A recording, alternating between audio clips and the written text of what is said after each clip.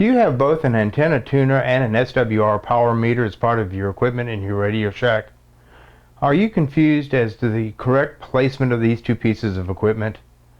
There are two possible solutions that you may be looking for.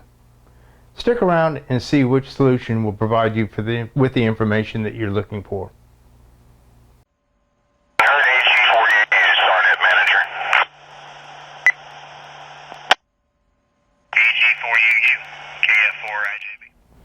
In our Radio Shacks, we have several pieces of equipment that aid and diagnose the performance of radios, feed lines, and antennas.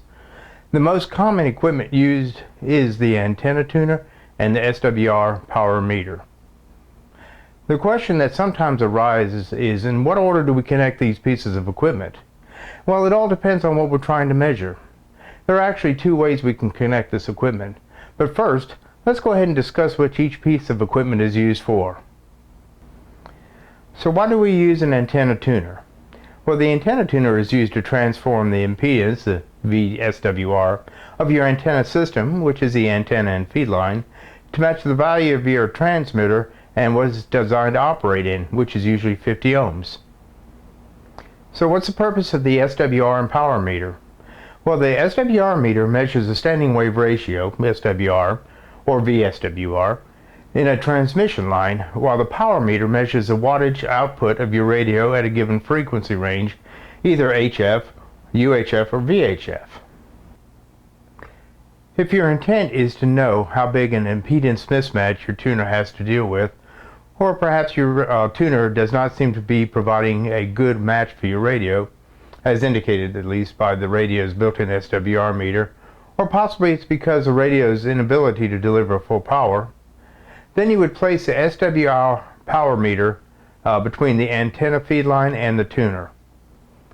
If your radio does not have a built-in SWR meter, or the tuner perhaps has an auto tuner, then your placement should be between the radio and the antenna tuner.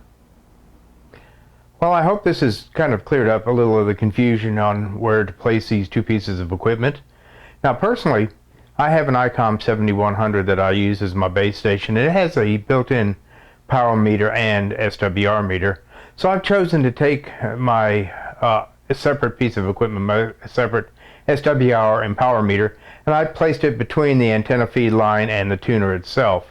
Now, the reason I did that is I wanted to go ahead and get two readings of what the radio is saying and plus what the meter itself is reporting, just to see if both are pretty much on the same page with my signal and my power.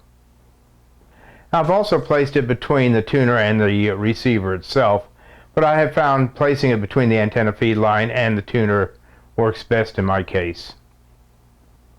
So it's a matter of personal judgment. If your radio does not have an SWR or power meter built into it, then place it between the tuner and the radio itself. If your radio does have the power meter and SWR meter built into it already, you can place it between the tuner and the radio, or like I have done, between the antenna feed line and the tuner itself. Again, I hope this has taken some of the confusion out of the placement of these two pieces of equipment.